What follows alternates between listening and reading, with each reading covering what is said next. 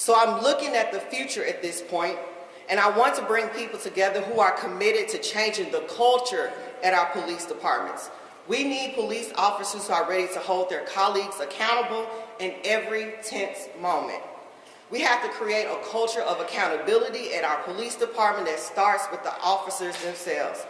This is going to be hard work, but necessary work. And if you see today, we have elected officials from every level of government here today standing together that we are committed to getting this right. There are still more good officers than bad. And for those who've been on the front line of holding us accountable to making sure we put laws in place that hold these officers accountable, we thank you for your work. And we at the state legislature will stand with those, our local elected officials, to make sure we get this right. And again, heartfelt condolences out to the Nichols family. And everyone who decides to come out tonight, we will appreciate peaceful protests. And for those of you from outside our city who are trying to plan to come in and support these efforts, we ask that you follow the lead of the folks here in Memphis who know their city the best if you want to help us in any effort. Thank you. Thanks so much.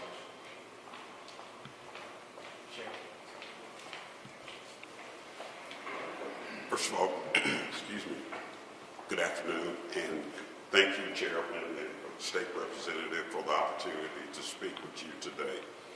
First of all, my heartfelt condolences and prayers goes to the Nichols family. What happened in our city over a week or so ago should have never happened. I'm here to tell you today that we don't train that way, but are we looking forward to conversations? Yes, we are. You know, I'll tell you a story, and you may have heard it before, that my father started off at the Memphis Police Department. My dad, who was 88 years old, called me and cried because he was one of the first African-American, he was not the first, but one of the first African-American police officers in this city. And it hurt him to his core, even now at 88 years old. I've worn this badge for 42 years. Been proud to wear this badge. And there are many, many, many good officers on the Memphis Police Department as well as the Shelby County Sheriff's Office. But we cannot condone this. We do not condone this type of action. It's not in our training. It's not at the Sheriff's Office. When you talk about accountability, of course, these officers should be prosecuted. And I will say thank you to the Memphis Police Department, our partners over there, for their swift action in firing these officers, and even D.A. Mulroy with the swift charges that were brought forward. So we're looking forward to these conversations. And again, we will be there to protect the public, to serve and protect the public like we normally do. And we're looking forward to any conversation that anyone wants to have with the Sheriff's Office and moving forward. And we do look forward to moving forward. Again, my condolences again to the Nichols family, and may God bless them. Thank you.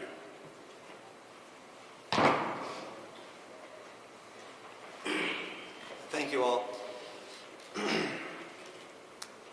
We need to have a broader conversation about police reform at various law enforcement levels in Tennessee, in Shelby County, in Memphis, and throughout the country. But right now, I'm going to focus on what's happening tonight with the release of the video. And about that release of the video, I'm optimistic. I'm cautiously optimistic. I think it's important, as Chairman Lowry said, to take note of what the family of Tyre Nichols has said in calling for any demonstrations to be peaceful. And I'm cautiously optimistic because I believe in Memphis and I believe in Shelby County. I know that we've had a record of decades of peaceful protest, whether it was Darius Stewart or the George Floyd information, even when the bridge was taken over. We did it peacefully, and I believe that's what's going to happen tonight. If there's any demonstrations, that they will be peaceful demonstrations. And I will say this, if there are any people out there, whether local people or people coming in from another county, who are tempted to act otherwise, my message to them is this: if you do that, you're making it about you, not about Tyre Nichols, or not about police reform. Thank you.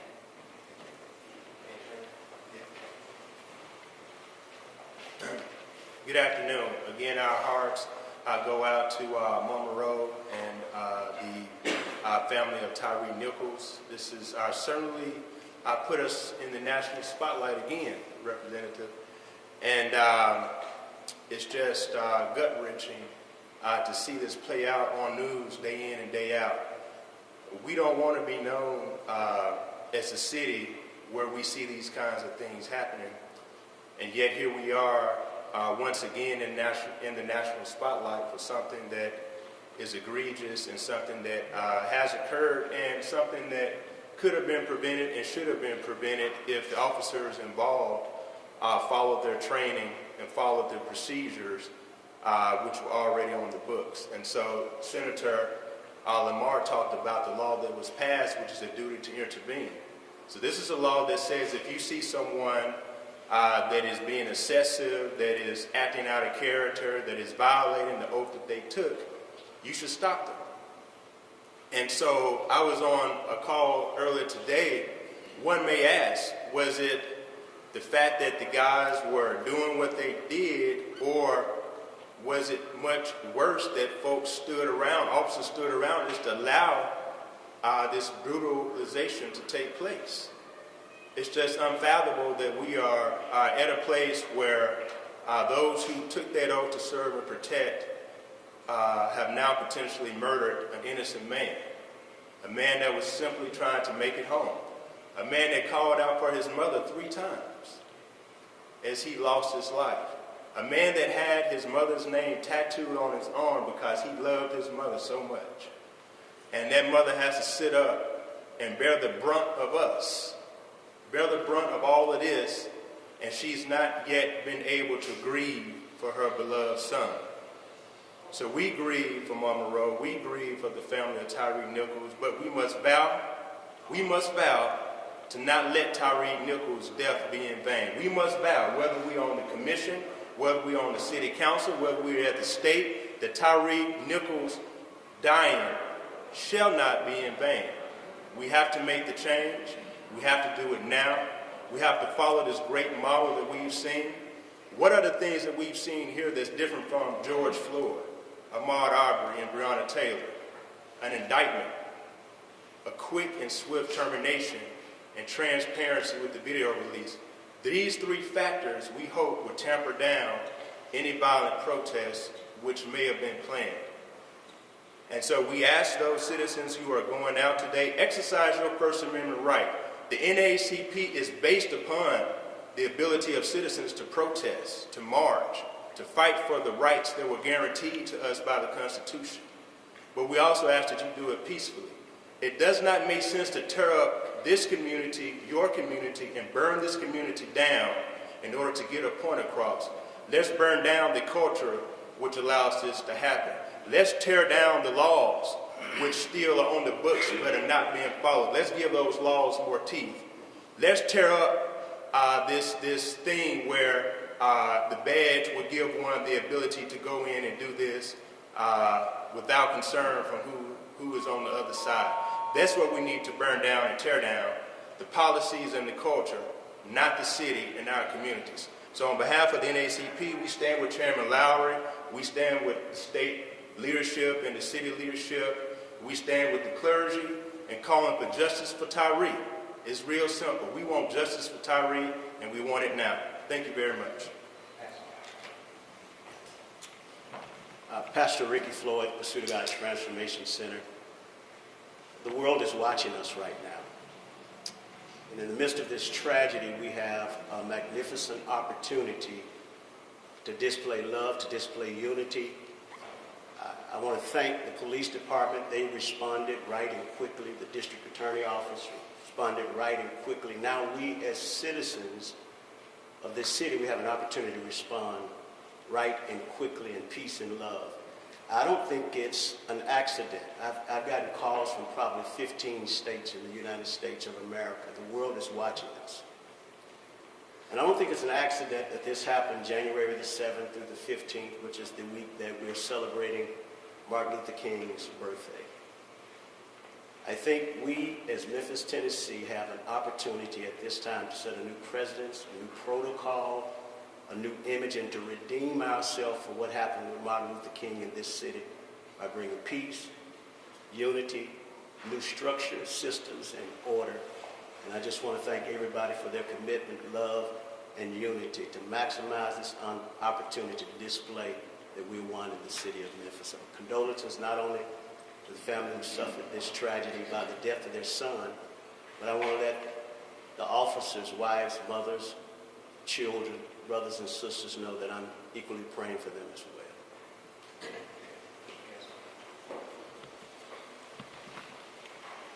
Charlie Caswell, Commissioner, District 6.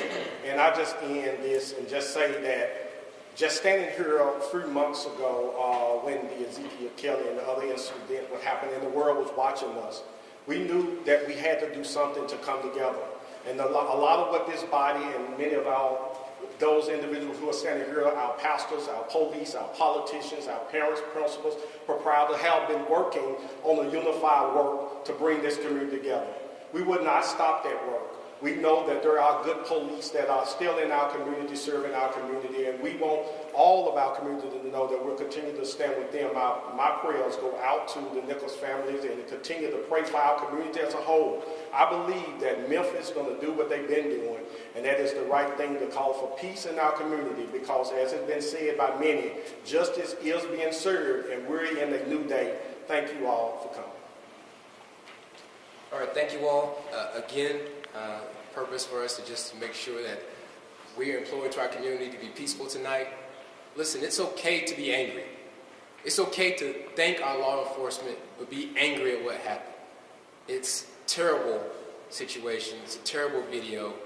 And I understand those of the public who don't want it released at all because they're fearful what could happen tonight. But let's show them differently. The eyes are watching. Thank you all for being here. And now we'll pause for any questions. Yeah, commissioners, but also the sheriff, you obviously don't have direct oversight over, you don't have oversight over MPD. I'm wondering if either legislatively from the commission or in terms of policy from the sheriff, there will be anything you'll be doing going forward to ensure something like this never happens in the sheriff's office.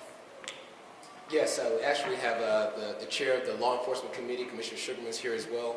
Those will definitely be conversations we're going to have in our committee. We have to be proactive.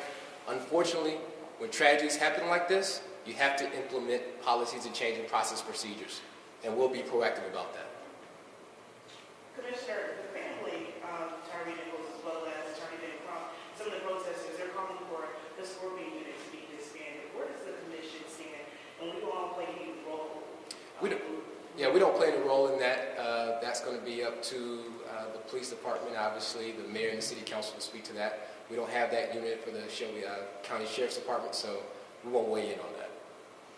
And I think this question may be for DA Mulroy, but when it comes to the swift action, or basically action that was taken as far as the legality process of this, is this something that might be being placed as a precedent for other cases like this one, even if it doesn't involve law enforcement? Well, I believe that this particular case was extraordinary in terms of the public concern, the potential to undermine confidence in the fairness of the system, so therefore the need for transparency and quick transparency and real public safety concerns about what the public reaction would be if the video were actually released. So I think those extraordinary circumstances, justified expedited action. Now obviously we don't have the capacity to expedite every serious case. We have many serious cases. But when there are public safety concerns like this, then I think this demonstrates that both the TBI and the District Attorney's Office is able to move quickly when they need to. And particularly in those cases of officer-involved fatalities where you have those unique concerns about the need for transparency, restoring public confidence, public safety concerns, I think, as Ben Crump said today, that what the TBI did and what the DA's office did can serve as a blueprint for other jurisdictions around the country. Yeah, you know, this is not the last of this case. There are 5 that have been arrested. Can you bring us up to speed about how this investigation is continuing with any other possible charges? Well, I'm not sure what else I can say except that the investigation does in fact continue. It's an ongoing investigation, and everything that we did yesterday, or better put, nothing we did yesterday precludes the addition of other charges later on down the road. But as to the likelihood of that happening or the pace at which that will happen, that's the kind of thing that I really just can't talk about because it's an ongoing investigation and a pending prosecution. Well, for the sake of transparency, can you please share with us how many more people are involved in this investigation? Well, no, for the same reason I just articulated, it's the kind of thing that it would not be appropriate for me to talk about with regard to an ongoing investigation and a pending prosecution. But I will say this. In a few hours, you'll be able to watch for yourselves a video recording of almost everything relevant that happened, almost from beginning to end. And then you'll be able to judge for yourselves, at least a lot of the people that were in some way, shape, or form involved in the incident. Sheriff Bonner, has there been any extra talks within your department on taking a look at policies or anything extra that you guys might be trying to do as far as training in light of this? Yes, absolutely. Excuse me. Anytime an incident like this happens, and then we have policy review. We're CALEA certified, and this is a national organization that comes in and look at our policies and procedures and make sure we're doing the best practices. But anytime something like this happens across the country, you go back and you look and make sure that we're doing what our policies and procedures are saying, and that we're doing for our officers the best that we can do. I just think that anytime something like this horrendous incident occur, it makes any law enforcement agency head go back and look and make sure.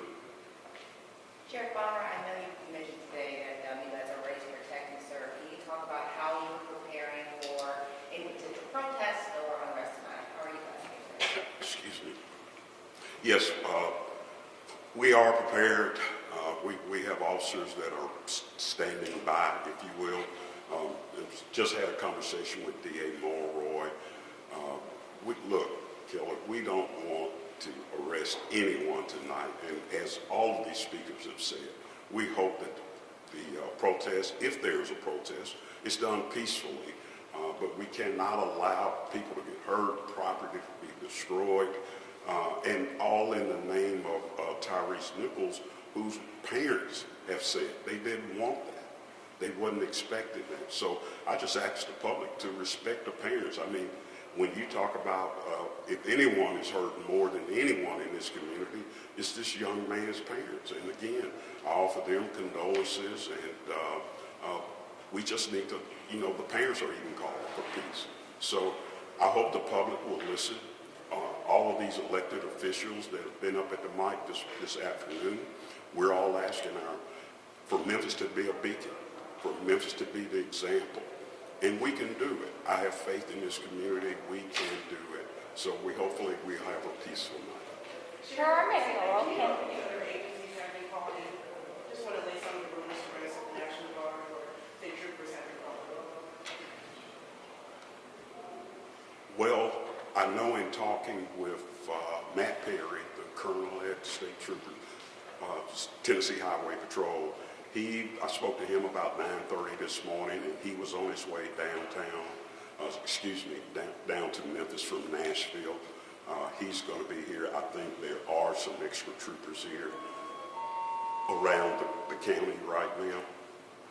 I do not know about the National Guard. We did not call the National Guard. I'm wondering for our two mayoral candidates, if you would address what you would do, if you would address and how you would address the Scorpion unit if elected as Memphis City Mayor. Well, me personally, I don't think this is the appropriate time to talk about that. We should be focused on the job at hand tonight. I think there's plenty of time for us to talk about that and addressing the Scorpion unit. I work for the county. I'm the sheriff, and I just don't think that this is an appropriate time to talk about it.